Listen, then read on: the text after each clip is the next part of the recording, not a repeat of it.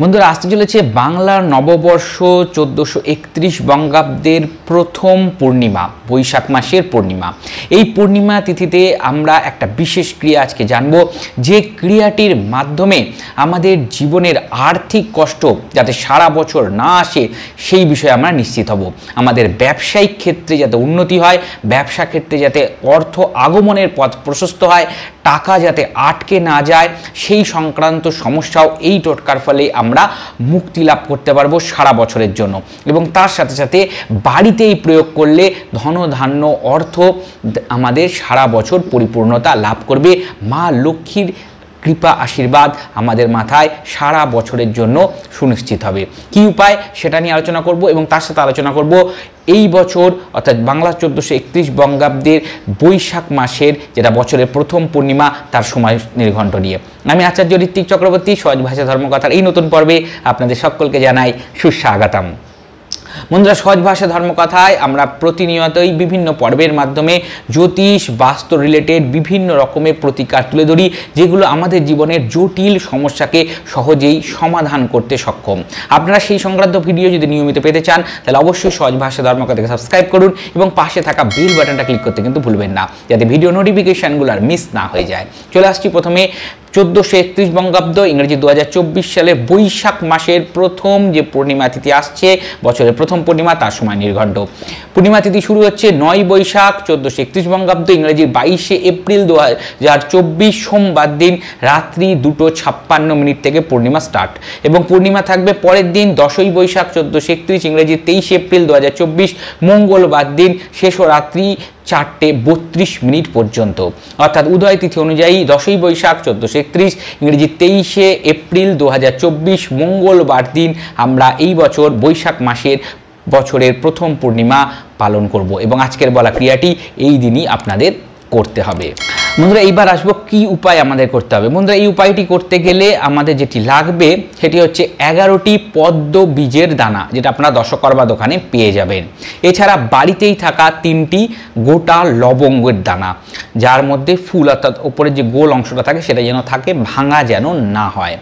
3টি এলাচ, সবুজ এলাচ, ছোট এলাচ গোটা গোটা, যেটা আমরা রান্নার কাজে ব্যবহার করি, 3টে এলাচ, এবং 11টা মাখানা, যেটা যে কোনো বড় একটু মুদির দোকানে আপনারা পেয়ে যাবেন। মাখানা এটা পদ্ম বীজ থেকেই তৈরি হয়, একটা খাওয়ার দ্রব্য, এটাও আপনারা পেয়ে যাবেন, ইজিলি অ্যাভেলেবেল। তাহলে 11টা মাখানার বীজও আপনাদের লাগবে। কি করতে হবে, একটা পাত্র নেবেন, পাত্রটা হতে পারে রূপোর পাত্র, সবথেকে ভালো। রূপো না হলে হবে কাঁসার পাত্র, পিতলের পাত্র, স্টিলের পাত্র নেবেন না, তামার পাত্রও চলতে পারে। কাঁসা, পিতল, তামা, রূপো, বা একান্তই না হলে মাটির পাত্রে এই দ্রব্যগুলো নিয়ে আপনারা করবেন।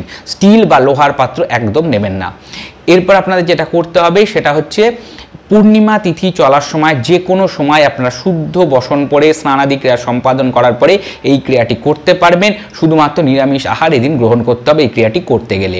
কনিষ্ঠ আঙুল অর্থাৎ এই সব থেকে ছোটো আঙুল যেটা বুধের আঙুল, এই আঙুলটা ওই সমস্ত দ্রব্য দেওয়ার পরে ওই বাটির মধ্যে এইভাবে ওটাকে দেবেন, দিয়ে আমি যে মন্ত্রটা বলছি সেটা বলবেন, এবং ক্লক ওয়াইজ আপনারা এটাকে ঘোরাবেন, এইভাবে ঘোরাবেন। কিভাবে মন্ত্রটা বলবেন, মন্ত্রটা হচ্ছে ওং হ্রিং শ্রিয়ে নমো, ওং হ্রিং শ্রিয়ে নমো, ওং হ্রিং শ্রিয়ে নমো। ক্লক ওয়াইজ ঘোরাতে থাকবেন এবং বলতে থাকবেন। কোনো রকমের কোনো জপ করার দরকার নেই, অর্থাৎ কত সংখ্যা এরকম কোনো ব্যাপার নেই। আপনাদের যতক্ষণ ইচ্ছা করবেন মা লক্ষ্মীকে স্মরণ করে, মনন করে, ভক্তি ভরে এইটা আপনারা করতে থাকবেন। মোটামুটি চেষ্টা করবেন একটু বেশি সময় ধরে করা, মোটামুটি মিনিট 5 যদি করতে পারেন খুব ভালো। এইভাবে এটাকে বলবেন এবং মা লক্ষ্মীকে স্মরণ করে ওই বাটিটার মধ্যে কনিষ্ঠ আঙুল দিয়ে ক্লক ওয়াইজ ঘড়ির কাঁটার দিকে ঘোরাতে থাকবেন।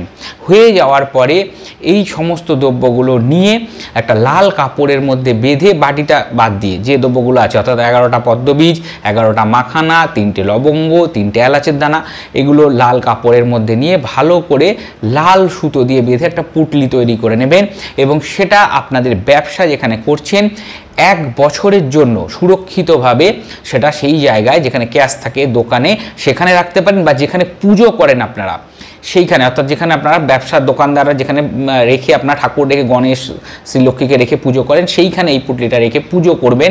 বাড়িতেও ঠাকুর ঘরে রেখে আপনারা এটাকে 1 বছরের জন্য পুজো করতে পারেন, কোনো সমস্যা নেই। বাড়িতে বা দোকানে ঠাকুর ঘরে রাখতে পারেন, ক্যাশ রাখার জায়গাও রাখতে পারেন। নিয়মিত ধূপ দ্বীপ অবশ্যই দেখাতে হবে, তাহলে ঠাকুর ঘরে রাখলেই মনে হয় বেশি ভালো। এবং এখানে একটা কথা বলার আছে, একটু মাঝে মাঝে অর্থাৎ যখন পূর্ণিমা তিথিগুলো আসবে একটু গোলাপ জল একটু যদি ওখানে ছেটাতে পারেন খুব ভালো হয়। এবং তারপরে এই জপটা যেটা আমি বললাম, ওং হ্রিং শ্রিয়ে নামা, এইটা হাত জোর করে একটু মাঝে মাঝে এই জপটা ওই পুঁটলিটার সামনে করতে থাকবেন, বৃহস্পতিবার করে, শুক্রবার করে বা পূর্ণিমা তিথিগুলোতে একটু কন্টিনিউয়েশন এটা রাখবেন। তাহলে সারা বছর ধরেই আপনাদের ব্যবসার ওপরে মা লক্ষ্মীর কৃপা আশীর্বাদ থাকবে, আপনাদের গৃহে মা লক্ষ্মীর কৃপা আশীর্বাদ থাকবে এবং কখনো কোনো রকম খারাপ কিছু আপনাদের জীবনে আসবে না যাতে অর্থ নষ্ট হয়। সারা বছরের জন্য আপনারা সুরক্ষিত থাকবেন। পরের বছর আবার এইরকম পূর্ণিমা তিথি আমি আবার এটাকে মনে করিয়ে দেবো, তখন আপনারা এটাকে এই বছরের যে পুঁটলিটা সেটা আপনারা জলপ্রবাহ করে দিতে পারেন বা কোনো অশ্বত্থ গাছের নিচে রেখে আসতে পারেন, নতুন করে আবার এটাকে বানিয়ে নিতে হবে 1 বছরের জন্য। অত্যন্ত সহজ উপায়, অত্যন্ত কার্যকরী উপায়। কোনোভাবে যদি এই ভিডিও আপনারা পরে দেখে থাকেন, বছরের প্রথম পূর্ণিমা পেরিয়ে গেছে, তাহলে অন্য কোনো পূর্ণিমাতেও আপনারা ট্রাই করতে পারেন। তবে বছরের প্রথম পূর্ণিমাতে, বৈশাখ মাসে যে পূর্ণিমা আসতে চলেছে, এই পূর্ণিমাতেই যদি আপনারা এটা করতে পারেন তাহলে সারা বছরের জন্য সুরক্ষা লাভ, অর্থনৈতিক দিক থেকে আপনারা পেয়ে যাবেন। আপনাদের বাড়ি এবং ব্যবসা সুরক্ষিত থাকবে, উত্তর বৃদ্ধি হবে ধন সম্পদের। আশা করি সম্পূর্ণ বিষয়টি সহজ উপায়ে আপনাদের সামনে তুলে ধরতে আমি সক্ষম হয়েছি। আপনারা বিষয়টা বুঝতে পেরেছেন, পর্বটা আপনাদের ভালো লেগেছে। যদি মনে হয় এই পর্বটা কোনো বন্ধু বান্ধবের সাথে শেয়ার করা দরকার, তাহলে অবশ্যই তার সাথে শেয়ার করে দিন, তাকে জানতে সাহায্য করুন। আমাদের ফেসবুক পেজ আছে সহজ ভাষা ধর্মকথা, ওখানে একটা লাইক দিয়ে রাখুন। হিন্দু ধর্মশাস্ত্রের বিভিন্ন বিষয়, মন্ত্রতন্ত্র নিয়মিত আলোচনা হয়ে থাকে। আর বন্ধুরা, আজকের এই পর্ব যদি আপনাদের ভালো লেগে থাকে অবশ্যই একটা লাইক দিয়ে আমাকে উৎসাহিত করুন। সহজ ভাষা ধর্মকথা এরকম পর্ব নিয়মিত পেতে সহজ ভাষা ধর্মকথাকে সাবস্ক্রাইব করে পাশে থাকা বেল বাটনটা অবশ্যই ক্লিক করে দিন, যাতে পরবর্তী ভিডিও নোটিফিকেশানগুলো আর মিস না হয়ে যায়। সকলে ভালো থাকবেন, সকলের ওপরে মা লক্ষ্মীর কৃপা আশীর্বাদ সদাই বর্ষিত হোক, এই শুভ কামনা নিয়ে আগামী নববর্ষের শুভেচ্ছা অভিনন্দন সহ আজকের মতন বিদায় নিচ্ছি। নমস্কার।